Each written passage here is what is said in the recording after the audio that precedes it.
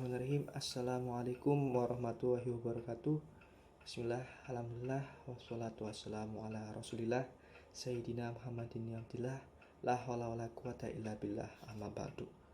Yang terhormat Dr. Haji Fakhrur Razi MAG selaku dosen pembimbing mata kuliah tafsir hadis Tarbawi, dan yang kami banggakan teman-teman kelas PAI 4C. Sebelumnya perkenalkan, kami dari kelompok 4 yang beranggotakan yang pertama saya sendiri Ahmad Zidan Rizky dengan NIM akhiran 088, yang kedua Tri Budi Anuarto dengan NIM akhiran 089, yang ketiga Frida Ratri Wahyuning Tias dengan NIM akhiran 097, dan yang terakhir Muhammad Yusuf Bakhtiar dengan NIM akhiran 101. Di sini kami akan membawakan materi mengenai peserta didik. Yang pertama yaitu mengenai pengertian peserta didik. 1. Definisi peserta didik. Secara etimologi, peserta didik adalah anak didik yang mendapat pengajaran ilmu. Secara terminologi, peserta didik adalah anak didik atau individu yang mengalami perubahan, perkembangan, sehingga masih memerlukan bimbingan dan arahan dalam membentuk kepribadian serta sebagai bagian dari struktural proses pendidikan. Dengan kata lain, peserta didik adalah seorang individu yang tengah mengalami fase perkembangan atau pertumbuhan, baik dari segi fisik dan mental maupun pikiran. Dapat disimpulkan bahwa peserta didik adalah setiap orang yang meluangkan waktunya untuk belajar kepada seorang pendidik. Peserta didik adalah orang yang berada dalam fase pertumbuhan dan perkembangan, baik secara fisik maupun psikis. Dengan kata lain, ia tidak bisa disamakan dengan orang dewasa yang berukuran kecil karena mempunyai spesifikasi tersendiri. Peserta didik adalah setiap manusia yang sepanjang hidupnya selalu dalam perkembangan. Kaitannya dengan pendidikan adalah bahwa perkembangan peserta didik itu selalu menuju kedewasaan, di mana semuanya itu terjadi karena adanya bantuan dan bimbingan yang diberikan oleh pendidik. Siswa atau peserta didik adalah salah satu komponen manusia yang menempati posisi sentral dalam proses belajar mengajar. Peserta didiklah yang menjadi pokok persoalan dan sebagai tumpuan perhatian. Di dalam proses belajar mengajar, siswa sebagai pihak yang ingin meraih cita-cita, memiliki tujuan, dan kemudian ingin mencapainya secara optimal. Peserta didik itu akan menjadi faktor penentu sehingga menuntut dan dapat mempengaruhi segala sesuatu yang diperlukan untuk mencapai tujuan belajarnya. Itulah sebabnya siswa atau peserta didik adalah subjek belajar. Yang kedua, definisi peserta didik dalam pendidikan Islam. Berpijak pada paradigma belajar sepanjang masa, maka istilah yang tepat untuk menyebut individu yang menuntut ilmu adalah peserta didik dan bukan anak didik. Peserta didik cakupannya lebih luas, yang tidak hanya melibatkan anak-anak, tetapi juga pada orang dewasa. Sementara istilah anak didik hanya dikhususkan bagi individu yang berusia kanak-kanak. Penyebutan peserta didik itu juga mengisyaratkan bahwa lembaga pendidikan tidak hanya di sekolah atau pendidikan formal, tapi juga lembaga pendidikan di masyarakat seperti majelis taklim, paguyuban, dan sebagainya.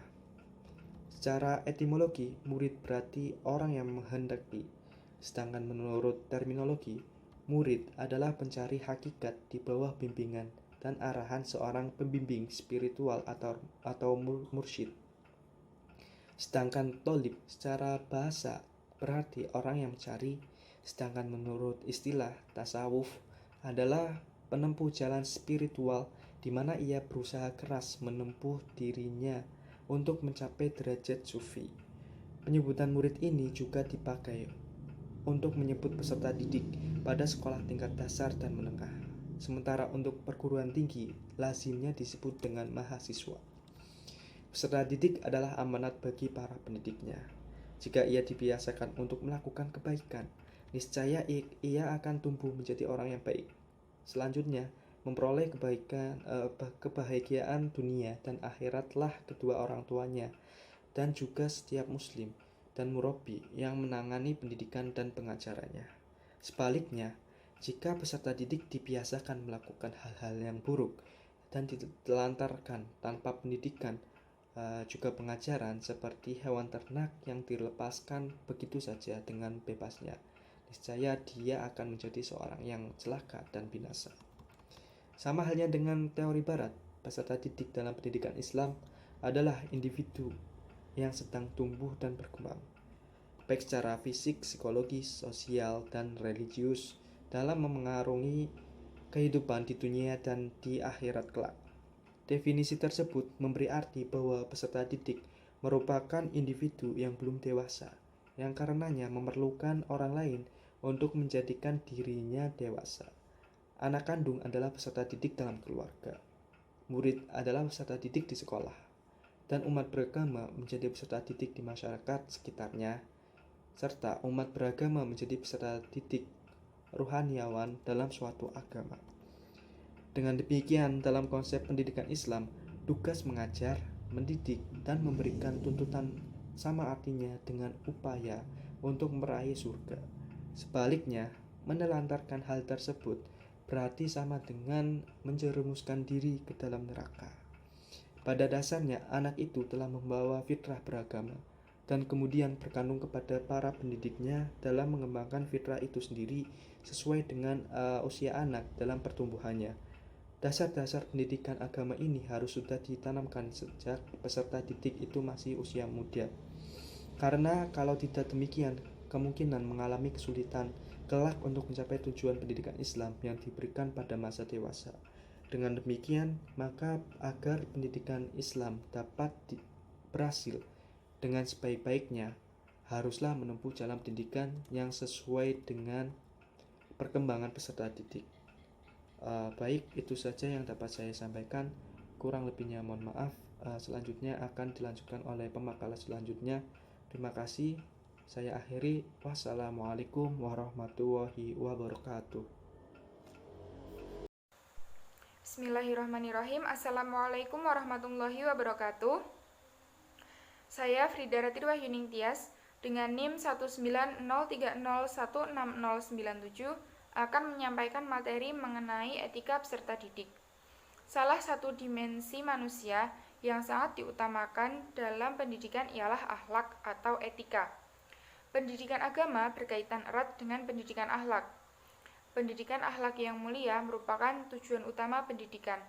Hal ini dapat ditarik relevansinya dengan tujuan Rasulullah SAW diutus oleh Allah Subhanahu wa taala. Innama bu'itsu liutammima sholihal akhlak. Sesungguhnya aku diutus untuk menyempurnakan akhlak yang baik. Nah, etika yang harus dimiliki oleh peserta didik antara lain patuh, tabah, sabar, punya kemauan atau cita-cita yang kuat, serta tidak putus asa dan bersungguh-sungguh dalam mencari ilmu, sopan santun, rendah diri, dan hormat pada guru. Dan tugas utama seorang peserta didik ialah belajar. Dalam kitab Al-Ilm wa Adab Al-Alim wa Al-Muta'alim dikatakan bahwa sikap murid sama dengan sikap guru, yaitu sikap murid sebagai pribadi dan sikap murid sebagai penuntut ilmu. Sebagai pribadi, seorang murid harus bersih hatinya dari kotoran dan dosa agar dapat dengan mudah dan benar dalam menangkap pelajaran. Muhammad Atiyah Al-Abrashi lebih jauh menyebutkan 12 kewajiban yang harus dilakukan oleh setiap peserta didik. Kedua-belas kewajiban tersebut antara lain ialah sebagai berikut. Yang pertama, membersihkan diri dari sifat-sifat tercela. Sebelum mulai belajar, peserta didik harus terlebih dahulu membersihkan dirinya dari segala sifat yang buruk dan berhias dengan moral yang baik, seperti berkata benar, ikhlas, takwa, rendah hati, zuhud, menerima apa yang ditentukan oleh Tuhan, serta menjauhi sifat-sifat yang buruk seperti iri, dengki, benci, sombong, tinggi hati, angkuh, dan menipu. Peserta didik harus selalu rendah hati terhadap pendidik, seperti yang tertera dalam hadis berikut. Ta'allamul ilma wa ta'allamu lil ilmi sakinata wal waqara wa tawaddu'u liman tata'allamuna minhu. Yang artinya, Belajarlah kalian ilmu untuk ketentraman dan ketenangan, serta rendah hatilah pada orang yang kamu belajar darinya. Hadis riwayat At-Tabrani. Lalu yang ketiga ialah meninggalkan kesibukan duniawi. Dalam rangka memperdalam ilmu pengetahuan, seorang peserta didik harus rela dan bersedia meninggalkan kampung halaman, tanah air, dan keluarganya. Tidak ragu-ragu dan siap bepergian ke tempat yang paling jauh sekalipun. Lalu yang keempat, menjalin hubungan yang harmonis dengan guru. Menjalin hubungan yang harmonis dengan guru merupakan salah satu akhlak terpuji yang harus dilakukan oleh peserta didik.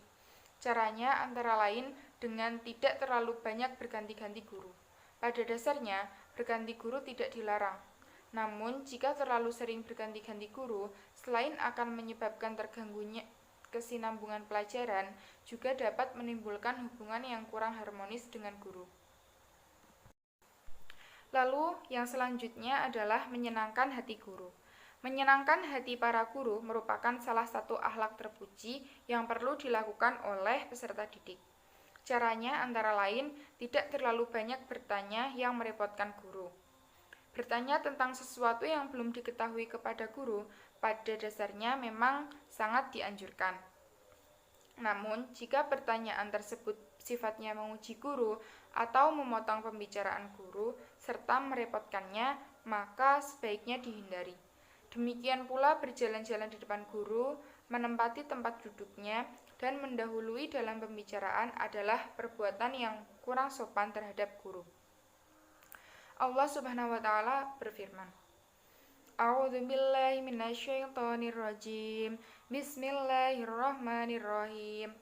Qala fa in ittaba'tani fala tas'alni an syai'in hatta uhditsa laka minhu dzikra.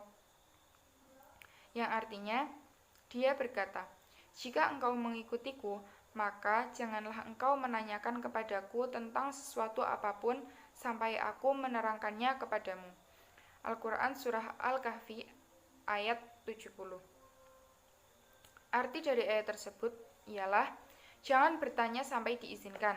Itulah syarat Khidir kepada Musa. Maka, jika seseorang guru tidak mengizinkannya untuk bertanya, maka janganlah bertanya. Tunggulah sampai ia mengizinkan bertanya. Kemudian doakanlah guru setelah bertanya seperti ucapan Barakallahu fiik atau Jazakallahu khairan dan lain-lain. Mungkin sekian yang dapat saya sampaikan. Kurang lebihnya mohon maaf. Wassalamualaikum warahmatullahi wabarakatuh. Perkenalkan, nama saya Muhammad Yusuf Bahtiar dengan NIM 19030161101 akan melanjutkan penjelasan mengenai kewajiban peserta didik berdasarkan Muhammad Atiyah Al-Abrasi. Selanjutnya yaitu memuliakan guru. Menghormati, memuliakan, dan mengagungkan guru merupakan suatu kewajiban bagi peserta didik. Hal yang demikian dilakukan karena selain dapat menimbulkan kecintaan dan perhatian guru terhadap murid, juga dapat meningkatkan martabat murid tersebut. Seperti yang tertera dalam hadis Rasulullah SAW yang berisi, telah menceritakan kepada kami Harun, telah bercerita kepada kami Ibnu Wahab, telah bercerita kepadaku Malik Ibnu Al-Khair Az-Ziyadi dari Abu Qabil Al-Ma'afiri, dari Ubaidah bin Asyamid bahwa Rasulullah SAW bersabda, tidak termasuk umatku orang yang tidak menghormati orang yang lebih tua, tidak mengasihi yang lebih muda, dan tidak pula mengerti hak seorang yang alim. Abdullah berkata, saya mendengarnya dari Harun. Hadis riwayat Ahmad. Dalam hadis tersebut terdapat 3 perintah Rasulullah. Yang pertama adalah perintah Rasulullah untuk menghormati orang yang lebih tua. Yang kedua, perintah Rasulullah untuk mengasihi orang yang lebih muda. Dan yang ketiga, perintah Rasulullah untuk mengasihi serta menghormati orang yang alim. Dalam hal ini, beliau adalah sosok seorang pendidik atau guru. Selanjutnya, yaitu menjaga rahasia guru. Menjaga rahasia guru merupakan suatu perbuatan yang mulia. Untuk itu, hendaknya peserta didik jangan membuka rahasia seorang guru, menipu guru, ataupun meminta membuka rahasia seorang guru. Dan ketika guru hendak meminta maaf, alangkah baiknya kalau peserta didik tersebut menerima permintaan maafan guru tersebut.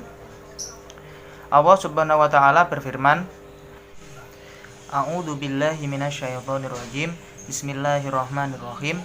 Ya ayyuhalladzina amanu jtanibu katsiran minadh-dhanni inna ba'dadh-dhanni itsmu wa la tajassasu wa la yaghtab ba'dukum ba'da ayuhibbu ahadukum ay ya'kula lahma akhihi maitan fakarihtumuh wattaqullaha innallaha tawwabur rahim. Artinya, wahai orang-orang yang beriman, jauhilah banyak dari prasangka. Sesungguhnya sebagian dari prasangka itu dosa. Dan janganlah kamu mencari-cari kesalahan orang lain. Dan janganlah ada di antara kamu yang menggunjing sebagian yang lain. Apakah ada di antara kamu yang suka memakan daging saudaranya yang sudah mati? Tentu kamu merasa jijik. Dan bertakwalah kepada Allah. Sungguh Allah Maha Pencipta, penerima taubat, Maha Penyayang. Quran Surat Al-Hujurat ayat 12. Selanjutnya yaitu menunjukkan sikap sopan dan santun kepada guru. Sikap sopan dan santun kepada guru dapat ditunjukkan dengan berbagai cara. Di antaranya dengan memberi salam kepada guru, mengurangi percakapan di antara guru dan murid, tidak menceritakan atau menggunjingkan keburukan orang lain di hadapan guru. Dan janganlah pula menanyakan hal-hal yang berkenaan dengan hal-hal yang bersifat privasi dari guru tersebut. Selanjutnya yaitu menunjukkan sikap sopan dan santun terhadap guru. Menunjukkan sikap sopan dan santun terhadap guru dapat dilakukan dengan berbagai hal. Di antaranya, memberi salam ketika bertemu dengan guru, mengurangi percakapan di hadapan guru, tidak menceritakan atau menggunjingkan keburukan orang lain kepada guru, serta tidak mengumbar privasi seorang guru. Kewajiban selanjutnya yaitu tekun dan bersungguh-sungguh dalam belajar. Tekun dan bersungguh-sungguh dalam belajar merupakan akhlak yang mulia, karena ketekunan dan kesungguhan merupakan kunci sukses dalam segala usaha. Caranya yaitu dengan menunjukkan tanggung jawab, komitmen, dan kesungguhan dalam memanfaatkan waktu secara efisien dan efektif untuk memperoleh ilmu pengetahuan. Allah Subhanahu wa taala berfirman dalam surat An-Nahl, A'udzu billahi minasyaitonir rajim. Bismillahirrahmanirrahim. Wa ma arsalna min qablika illa rijalan nuhi ilaihim fas'alu ahlad dzikri in kuntum la ta'lamun. Artinya, dan kami tidak mengutus sebelum engkau Muhammad melainkan orang laki-laki yang kami beri wahyu kepada mereka. Maka bertanyalah kepada orang yang mempunyai pengetahuan jika kamu tidak mengetahui. Dari surat tersebut dapat diketahui bahwa seorang peserta didik dapat menanyakan apa yang ia tidak ketahui kepada seorang pendidik. Selanjutnya yaitu memilih waktu belajar yang tepat. Memilih waktu belajar yang tepat akan memberi pengaruh bagi keberhasilan dalam menguasai pengetahuan. Selain harus tekun dan sungguh-sungguh, seorang peserta didik juga harus mengurangi perjalanan di waktu senja dan menjelang subuh. Waktu antara isya dan makan sahur merupakan waktu yang penuh berkah. Selanjutnya yaitu belajar sepanjang hayat. Memiliki tekad yang kuat untuk belajar sepanjang hayat merupakan akhlak yang terpuji. Hal yang demikian itu perlu dilakukan karena dari waktu ke waktu perkembangan ilmu pengetahuan, keterampilan, serta teknologi selalu mengalami perkembangan yang amat pesat. Untuk itu, setiap peserta didik agar bertekad untuk belajar hingga akhir hayat, tidak meremehkan suatu cabang ilmu, tetapi hendaknya menganggap bahwa setiap ilmu ada faedahnya. Jangan meniru orang yang didengarnya dari orang yang terdahulu, yang hanya mengkritik dan merendahkan sebagian ilmu seperti ilmu mantik dan filsafat. Selanjutnya yaitu memelihara rasa persaudaraan dan persahabatan. Memelihara rasa persaudaraan, persahabatan, saling menyayangi, saling mencintai, saling tolong-menolong, serta saling melindungi antara satu teman dengan yang lain dengan ikhlas dan karena Allah Ta'ala merupakan suatu akhlak yang mulia dan terpuji. Hal tersebut penting dilakukan karena dengan melakukan hal tersebut dapat memecahkan suatu permasalahan dalam kehidupan. Assalamualaikum warahmatullahi wabarakatuh. Saya Tribudian Warto dengan NIM akhiran 089. Selaku pemakalah yang terakhir, nah saya akan menyampaikan pembahasan mengenai potensi peserta didik. Nah, seperti yang kita ketahui, manusia adalah wakil Allah di muka bumi atau khalifah fil ard. Manusia dibekali berbagai potensi sebagai modal untuk mengembangkan diri dan juga melaksanakan tugas yang diberikan kepadanya. Potensi manusia secara utuh adalah keseluruhan badan atau ruh manusia sebagai suatu sistem yang sempurna dan juga yang paling sempurna di antara ciptaan Allah lainnya. Hal ini sesuai dengan firman Allah surat At-Tin ayat 4 yang berbunyi Bismillahirrahmanirrahim.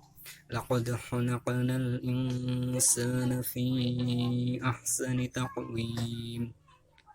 Yang artinya, sungguh kami telah menciptakan manusia dalam bentuk yang sebaik-baiknya. Potensi adalah kemampuan dasar manusia yang telah ada dalam dirinya dan siap untuk direalisasikan menjadi kekuatan dan juga dimanfaatkan secara nyata dalam kehidupan manusia sesuai dengan tujuan penciptaannya oleh Allah. Nah, pengembangan potensi ini menjadi bagian yang tidak terlepas dari dunia pendidikan, yang dimana salah satu tujuan pendidikan adalah mengembangkan potensi yang dimiliki oleh peserta didik. Lalu, potensi yang dimiliki oleh manusia ada beberapa. Yang pertama adalah potensi naluriah atau hidayat al-hurisiyat.